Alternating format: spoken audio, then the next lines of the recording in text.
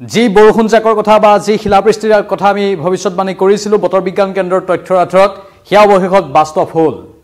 নমস্কাৰ, স্বাগতম। News 18 Assam north east এয়া হৈছে পোনপটীয়া সম্প্ৰচাৰ। ষ্টুডিঅ'ত মই প্ৰাঞ্জল আৰু দৃশ্য দেখুৱাম প্ৰথমে, তাৰ পাছত গোটেইখিনি কথা ক'ম। চাওক এয়া কেনেধৰণে বগা হৈ গৈছে গোটেই এই ৰাজপথ চোৱা। চাওক দোকানৰ সন্মুখ ভাগ,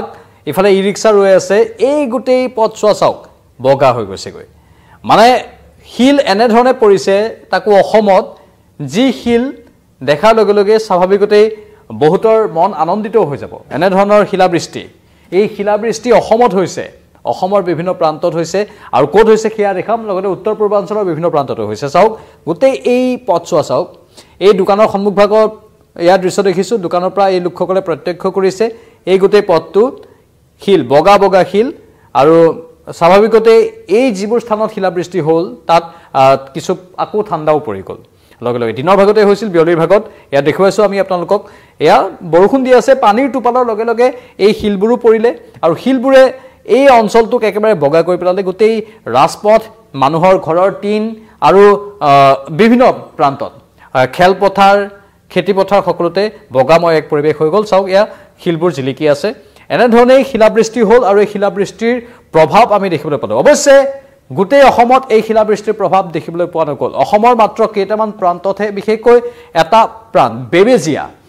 বেবেজীয়াবাসীয়ে হয়তো ক'ব পাৰিব তেওঁলোকৰ অঞ্চলত শিলাবৃষ্টি হ'ল। আৰু যিটো ভৱিষ্যতবাণী আমি কৰিছিলোঁ যে আজিৰ দিনটোত বতৰ বিজ্ঞান কেন্দ্ৰৰ যি আগলি বতৰ আছিল সেই অনুসৰি বিভিন্ন প্ৰান্তত বৰষুণ হ'ব পাৰে, আৰু সেই বৰষুণৰ কথাটোক বাস্তৱ ৰূপ দি বেবেজীয়া অঞ্চলত কেৱল বৰষুণেই নহয়, পানীৰ টোপালৰ লগতো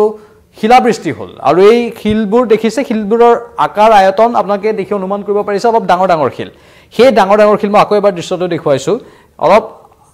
এই শিলবোৰৰ যদি আমি দেখাৰ পৰা অনুমান কৰিব পাৰিছোঁ, একেবাৰে সৰু শিল নহয়, ডাঙৰ শিল। আৰু ইয়াতকৈ যদি অলপ ডাঙৰ শিল পৰিলেহেঁতেন তেতিয়াহ'লে মানুহৰ টিন ফুটি যোৱাৰো আশংকা থাকিলেহেঁতেন। অৱশ্যে বিভিন্ন প্ৰান্তত শিলাবৃষ্টিৰ ফলত কিছু ক্ষয়ক্ষতি হৈছে। বেবেজাত কিছু পৰিমাণে ক্ষয়ক্ষতি হোৱা বুলি একাংশ লোকে সদৰি কৰিছে, বৰ এটা বিশেষ ক্ষয়ক্ষতি হোৱা নাই অৱশ্যে। কিন্তু এই শিলবোৰ দেখিলে আমি গম পাব পাৰোঁ এই শিলবোৰ আকাৰত অলপ ডাঙৰ ডাঙৰ শিল, মানে ইমানটো শিল বৰষুণ ইয়াত হ'ল। আৰু সেই শিল বৰষুণৰ ইয়াৰ দৃশ্য আপোনালোকে দেখিলে মানে শিলবোৰৰ আকাৰ কিছু ডাঙৰ আছিলে, আৰু এই শিল অলপ নহয়, ঘনত্ব বেছি আছিলে। এই শিলবোৰৰ ঘনত্ব মানে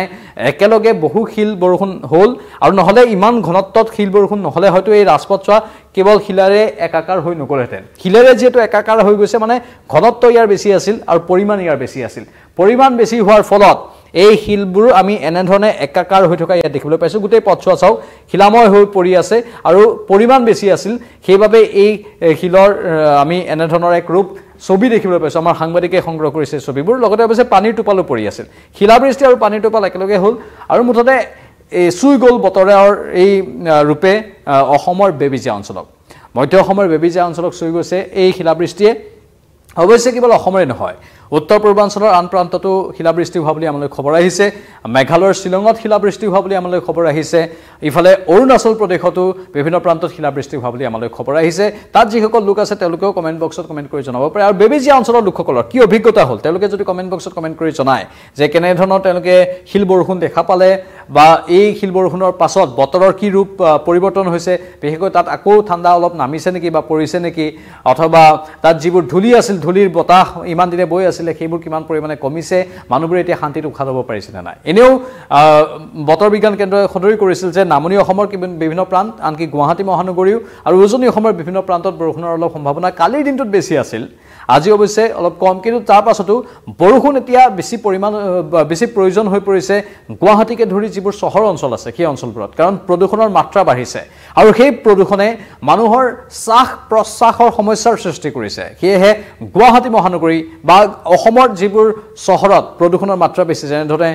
আমাৰ গুৱাহাটীৰ পাৰ্শ্বৱৰ্তী বৰ্ণিহাট, সেইবোৰত অলপ বৰষুণৰ প্ৰয়োজন হৈ পৰিছে। তাৰ লোকসকলে নিজে কৈছে এয়া বৰষুণ যদি অলপ দিয়ে তেনেহ'লে ধূলিৰ পৰিমাণ অলপ কমিব বুলি আশা কৰা হৈছে। কিন্তু এই স্থানবোৰত যিমান বৰষুণ দিব লাগিছিল সিমান বৰষুণ দিয়া নাই। আগন্তুক দিনত হয়তো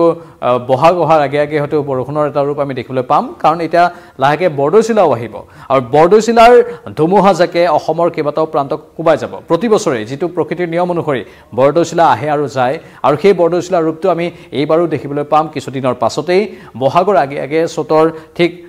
এই চ'ত শেষ হোৱাৰ সময়খিনিতেই আমি সেই বৰদৈচিলা বতাহ বলা দেখিবলৈ পাম আমাৰ কথিত এটা বা লোক কথা এটা আছে যে বৰদৈচিলা মাকৰ ঘৰলৈ যায় আৰু সেয়েহে কুবাই যায় আকৌ উভতি আহে মাকৰ ঘৰৰ পৰা আকৌ কুবাই আহে এনেধৰণৰ এটা আমাৰ লোক কথা আছে সেই লোক কথাটোক আমি সৰুৰে পৰা শুনি আহিছোঁ যি কি নহওক এয়া হৈছে প্ৰকৃতিৰ একোটা সময় আৰু প্ৰকৃতিৰ সময় অনুসৰি সকলো কাম হয় প্ৰকৃতিয়ে যেতিয়া ৰূপ সলায় তেতিয়া এনেধৰণৰ আমি বিশেষ অৱস্থাৰ মাজে গতি কৰিব লগা হয় সেইটো কোনো অস্বাভাৱিক কথা নহয় সেইটো স্বাভাৱিক কথা ইমান বছৰে হৈ আহিছে হৈ থাকিব কিন্তু যি কি নহওক শিল বৰষুণ হ'ব বুলি বতৰ বিজ্ঞান কেন্দ্ৰই কৈছিলে আৰু আজি বৰষুণ যে পৰিব সেই কথাটো কোৱা হৈছিলে অৱশ্যে কালিৰ দিনটোতো বৰষুণৰ কথা উল্লেখ কৰা হৈছিল কিন্তু কালিৰ দিনটোত সকলোতে বৰষুণ নপৰিল কিন্তু আজিৰ দিনটো দেখিবলৈ পোৱা গৈছে অসমৰ বেবেজীয়া অঞ্চলত এই শিলাবৃষ্টি হ'ল এই শিলাবৃষ্টিয়ে এই অঞ্চলটো কোবাই গ'ল কেৱল অসমে নহয় উত্তৰ পূৰ্বাঞ্চলৰ আন ৰাজ্য অৰুণাচল প্ৰদেশৰো কিছু অঞ্চলত কোবাই গ'ল মেঘালয়ৰ শ্বিলঙকো শিলাবৃষ্টিয়ে কোবাই গ'ল বুলি আমালৈ খবৰ আহিছে আপোনাৰ অঞ্চলৰ বতৰ কেনেকুৱা আপুনি কমেণ্ট বক্সত কমেণ্ট কৰি জনাওক কাৰণ বতৰ কালি ডাৱৰীয়া আছিল আজি বৰ এটা ডাৱৰীয়া নহয় বিভিন্ন প্ৰান্তত কিন্তু যি কি নহওক সকলোৱে বিচাৰে এজাক বৰষুণ আহক সপোন যেন বৰষুণ বুলি আমি গানতে শুনো বা কবিতাটো শুনিবলৈ পাওঁ সেই সপোন যেন বৰষুণ এজাক আহক আৰু বেছি মাত্ৰাত যেতিয়া বৰষুণ হ'ব বাৰিষা কালত যেতিয়া হ'বগৈ তেতিয়া আমি হয়তো আমাৰে একাংশই ক'ব বৰষুণ আৰু বহুত হৈ গ'ল বৰষুণ নালাগে কিন্তু যি কি নহওক এয়া বৰষুণৰ এতিয়া পৰিমাণটো বাঢ়িব লাহে লাহে কাৰণ এতিয়া খৰালিৰ পৰা আমি বাৰিষালৈ গতি কৰি আছোঁ খৰালিৰ পৰা বাৰিষালৈ গতি কৰি থকাৰ সময়তে বৰষুণৰ পৰিমাণ আমি বেছিকৈ অনুভৱ কৰিম বৰষুণ হ'ব আৰু বৰষুণ হোৱা মানেই গুৱাহাটী মহানগৰত অৱশ্যে কৃত্ৰিম বানপানী বা আন কেতবোৰ সমস্যাৰ কথাও আহি পৰে যি কি নহওক চৰকাৰে এইবাৰ কেতবোৰ নীতি নিয়ম বান্ধি দিছে যাতে গুৱাহাটীত কৃত্ৰিম বান ৰোধ কৰিব পৰা যায় অসম চৰকাৰে কি ব্যৱস্থাৰ কথা কৈছে কৃত্ৰিম বান ৰোধ কৰাৰ বাবে অসমত পাহাৰৰ ঘৰ বনোৱাৰ ক্ষেত্ৰত কিছু বাধা আৰোপ কৰা হৈছে বা নতুন নিয়ম বান্ধি দিছে পাহাৰত নতুনকৈ যিসকলে ঘৰ নিৰ্মাণ কৰিব খুজিছে তেওঁলোকে হয়তো বিশেষ অনুমতি ল'ব লাগিব বা নিৰ্দিষ্ট দিনৰ বাবে পাহাৰত ঘৰ বনোৱাৰ অনুমতি দিয়া হোৱা নাই বুলি অসম চৰকাৰৰ তৰফৰ পৰা সদৰি কৰা হৈছে কাৰণ আহি আছে সেই দিনকেইটা যি দিনকেইটাৰ বাবে আমি যি দিনকেইটা আশংকাজনক হৈ পৰে গুৱাহাটী মহানগৰীৰ বাবে কৃত্ৰিম বানপানীৰ ফলত বা কৃত্ৰিম বানপানীৰ বাবে সেই দিনকেইটা আহি আছে সেয়েহে অসম চৰকাৰে এই ক্ষেত্ৰত বিশেষ দৃষ্টি ৰাখিছে অৱশ্যে বিগত সময়ছোৱাৰ তুলনাত লাহে লাহে গুৱাহাটীত বৰষুণ কম হ'বলৈ ধৰিছে আৰু গুৱাহাটীত বৰষুণ কম হোৱাৰ ফলতো কৃত্ৰিম বানপানীৰ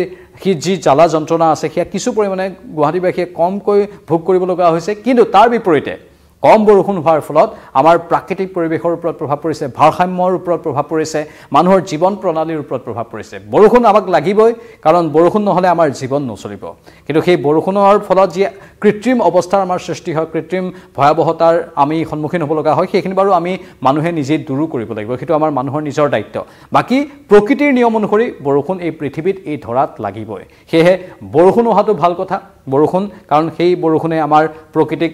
সজাল কৰি তোলে প্ৰকৃতিক এতিয়া নতুন ৰূপ দিব এতিয়া নকুহি পাত ওলাব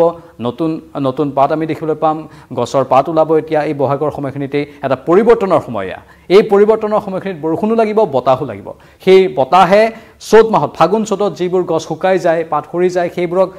অধিক ৰূপত সৰাই দিয়ে আৰু তাৰ পাছত নতুন পাত অহাত সহায় কৰি দিয়ে এয়াই হৈছে প্ৰকৃতিৰ এটা বিশেষ অৱস্থা এই প্ৰকৃতিৰ অৱস্থাটোক আমি মানি ল'ব লাগে আৰু এই প্ৰকৃতিৰ অৱস্থাটো স্বাভাৱিকভাৱে চলি থাকিব লাগে যেতিয়া ইয়াত কিছু অস্বাভাৱিকতা আহি পৰে তেতিয়া মানৱ জীৱনৰ বাবেও বা জীৱকুলৰ বাবেও সংকট আহি পৰিব পাৰে সেয়েহে প্ৰকৃতিৰ নিয়ম অনুসৰি আমিও গৈ থাকিব লাগিব প্ৰকৃতিৰ লগত মিলাই আমিও সমানে খোজ মিলাই গৈ থাকিব লাগিব কিন্তু প্ৰকৃতিক যদি আমি ভেটা দিবলৈ চেষ্টা কৰোঁ অথবা প্ৰকৃতিৰ নিয়ম অনুসৰি যদি ক'ৰবাত বৰষুণ নপৰে বৰষুণৰ পৰিমাণ যদি কমি যায় সিহে অস্বাভাৱিক হ'ব যিটো এতিয়া গুৱাহাটীত লাহে লাহে হ'বলৈ ধৰিছে লাহে লাহে গুৱাহাটী মহানগৰীত বৰষুণৰ পৰিমাণটো কমি যাবলৈ আৰম্ভ কৰিছে ইয়াৰ বাবে প্ৰদূষণ এটা কাৰক বা আন কেতবোৰ কাৰকো ইয়াৰ সৈতে জড়িত হৈ পৰিছে যি কি নহওক শিলাবৃষ্টিৰ খবৰ দিলোঁ লগতে আন কেতবোৰ আনুষংগিক কথাও আমি আপোনালোকৰ সন্মুখত উপস্থাপন কৰিলোঁ আপোনালোকৰ বহুমূলীয়া মতামত আমাৰ কমেণ্ট বক্সত কমেণ্ট কৰি জনাব পৰৱৰ্তী সময়ত আকৌ আহিম চাই থাকক নিউজ 18 অসম নৰ্থ ইষ্ট বিদায় লৈছোঁ নমস্কাৰ